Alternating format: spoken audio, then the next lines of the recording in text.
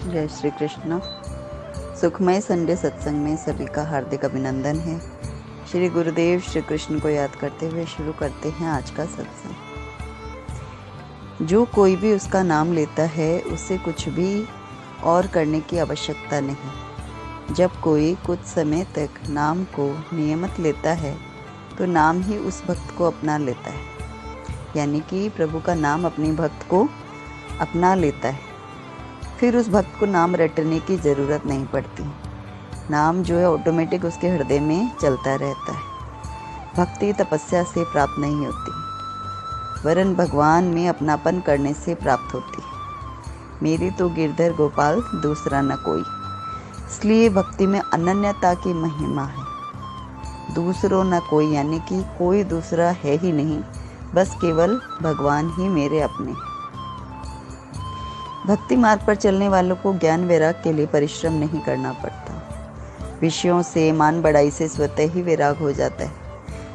यानी कि जब भक्ति के मार्ग पर चलते हैं तो हमारे सामने ऐसी ऐसी कंडीशंस आती हैं नाम के प्रभाव से या नाम की कृपा से, नाम महाराज की कृपा से, कि हम जिन विषय भोगों में, सुख भोगों में लिप्त होते हैं, संसारिक चीज़ों में जितना हम डेडिकेशन संसार में लगाते हैं, वो सारी डेडिकेशन एक एक करके हट जाती है, क्योंकि उसका जो प्रतिकूल रूप है या विपरीत रूप है वो हमारे समक्ष आता रहता है। कोई भी रिश्ता हो, कोई भी संसारिक कर्म ऐसा हो, सुख भोग ऐसा हो जिसमें हम डूबे हुए हैं, उसी में ही, यानी कि उसकी वजह से हम प्रभु से दूर हो रहे हैं। तो नाम की ऐसी कृपा होगी कि उस चीज़ से हमें खिन्नता हो जाएगी, उससे उसके प्रति हमारा उदासीन व्यवहार हो जाएगा अचानक से, कि धीरे धीरे हम उसके बारे में हम यूँ देखेंगे कि यार इसमें तो कोई रस नहीं, हम क्यों इसमें डूबे हैं, हम क्यों अपने ईश्वर की ओर नहीं जाते, ये फालतू सी चीज़ है, इसमें इतने सालों से इतनी उम्र मैंने इसमें गंवा दी, चाहे वो काम भोग हो, चाहे सुख भोग हो, चाहे धन की पिपासा हो, चाहे क्रोध हो, ईर्ष्या, द्वेष हो, कितने भी अन्य कोई भी विकार या कोई भी ऐसा चीज़ जो हमें प्रभु से दूर करता है। हर एक इंसान के अंदर कोई ना कोई कमजोरी होती है, उसका बुरा कर्म होता है या उसका माइनस पॉइंट होता है। तो वो क्या होता है कि पता सबको होता है अपना, हमें क्योंकि सत्संग से हमें ये तो पता चल ही जाता है कि हमारे बीच में हमारे अंदर ये प्रॉब्लम है, और उस प्रॉब्लम को दूर हम कर नहीं पाते, या फिर हम किसी संसारिक चीज़ में इतना घुसे हुए रहते हैं या इतना हम उसको एंजॉय करते हैं कि उस टाइम हम भगवान को भूल जाते हैं। तो भगवान फिर क्या करते हैं, अपना छलिया रूप दिखाते हैं। वे हमें कुछ ऐसा करते हैं ताकि हम उसके प्रति खिन्न हो जाएं, उदासीन हो जाएं, हमारा उसके प्रति एक आकर्षण खत्म हो जाए। तो प्रभु की ये लीला ना हमें उससे दूर कर देती है। साथ ही जब भक्ति का आरंभ होता है, मान बढ़ाई प्रभु की कृपा से मिलने लगती है, लोगों में यूँ हो जाता है कि भाई आप बहुत बड़े भक्त हो या संत हो या बहुत अच्छे हो, और फिर क्या लोग आपकी प्रशंसा करने लगते हो तो आप फूल जाते हो, आपको बहुत अच्छा लगता है कि हमारी तो प्रशंसा हो रही है। हम उस अभिमान में आ जाते हैं कि हम पता नहीं क्या हैं, और ये पता नहीं क्या होने का भाव हमारी भक्ति को गौण कर देता है, एकदम माइनस में चली जाती है भक्ति, और मान बढ़ाई और वो गाल फुलाना, बस वही बाकी रहता है। इसलिए भक्ति को पकड़ कर रखने के लिए नाम को पकड़ के रखना पड़ता है। नाम को पकड़ के रखेंगे तो भक्ति माता की कृपा से, मान बढ़ाई से दूरी बनी रहेगी। दूरी भी इन द सेंस, कोई भी करेगा तो हमें अंदर से कोई वो एक फूलने वाला भाव नहीं आएगा कि हम बहुत बड़ा कार्य कर रहे हैं, हम कुछ ऐसे हैं। उससे हमें प्रभु, गुरु, साधु संत बचा के रखते हैं। इसके लिए गुरु की कृपा और नाम की कृपा, दोनों की कृपा नितांत आवश्यक है। तो जो शरीर तो मल मूत्र पैदा करने की मशीन है, इसमें क्या राग हो सकता है, आकर्षण हो सकता है। सत्संग से हमें ये समझ में आता है कि हमारे भीतर कितना वात, कफ, मल मूत्र, कितनी गंदगी हमारे भीतर भरी हुई। हम शौच के लिए जाते हैं तो हम स्वयं को स्नान करके पवित्र मानते हैं। हम कहते हैं कि इसके हाथ उसके नहीं लगाएंगे, उसके हाथ उसके नहीं लगाएंगे। अब इसमें क्वेश्चन ये भी आता है कि क्या वास्तव में फिर हमें शुद्धता, पवित्रता का ध्यान नहीं रखना चाहिए? रखना चाहिए। ऊपरी तौर से तो हमें स्वयं की सफाई करनी ही पड़ती है, लेकिन जिस तरह घर है, अब घर 2 दिन 4 दिन के लिए बंद रहता है तो उसमें मिट्टी हो जाती है, डस्ट हो जाती है, तो उस मिट्टी को हम साफ करते हैं।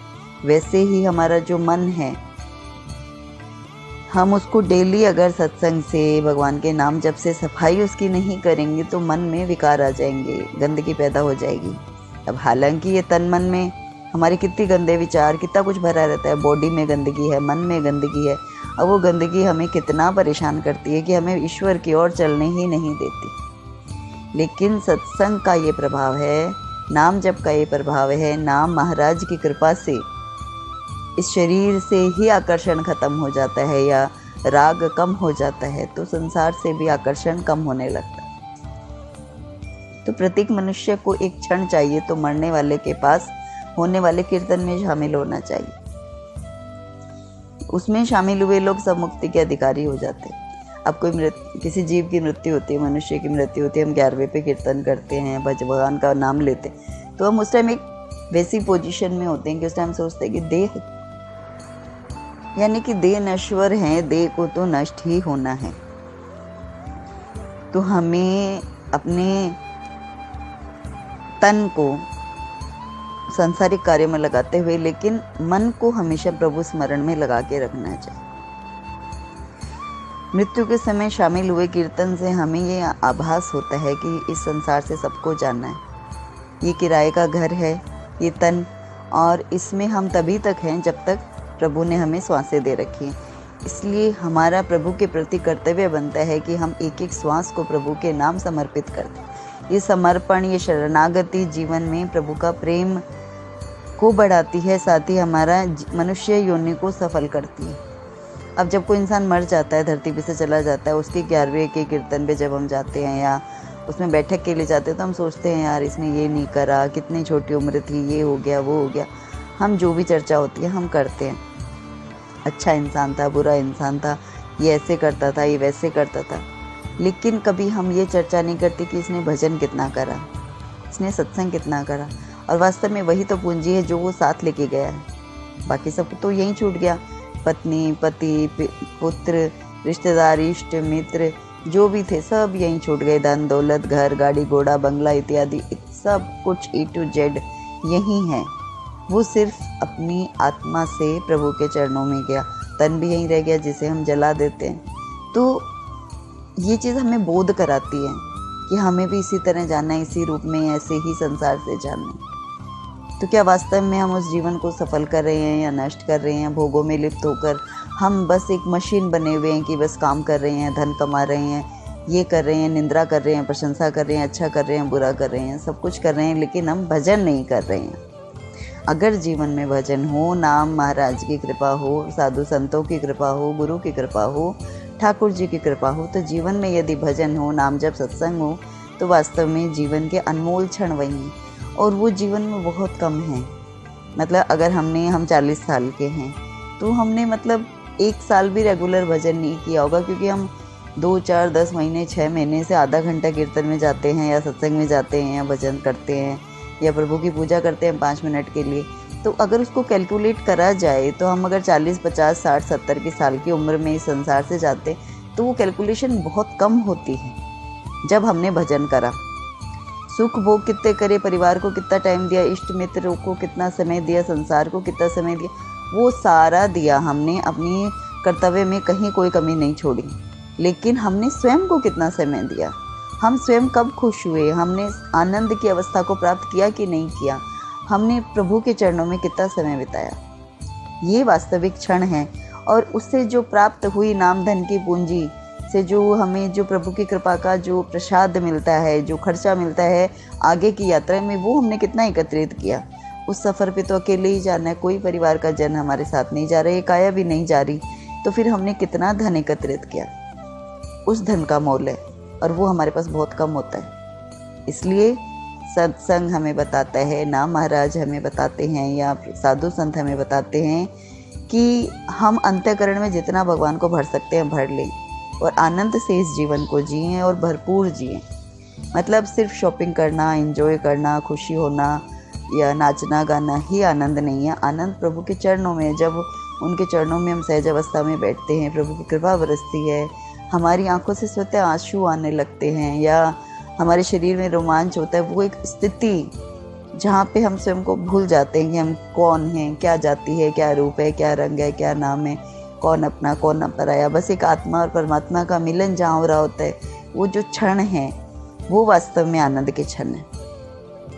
तो आनंद में खोकर सारे जगत में जो भी आपके संपर्क में आएंगे वो भी दिव्य आनंद को प्राप्त करेंगे। अनंत कृपा बरसेगी, तो उस अनंत कृपा को प्राप्त करने के लिए ऐसा कुछ करिए ताकि हाँ बस हम उस हरि में डूब जाएं।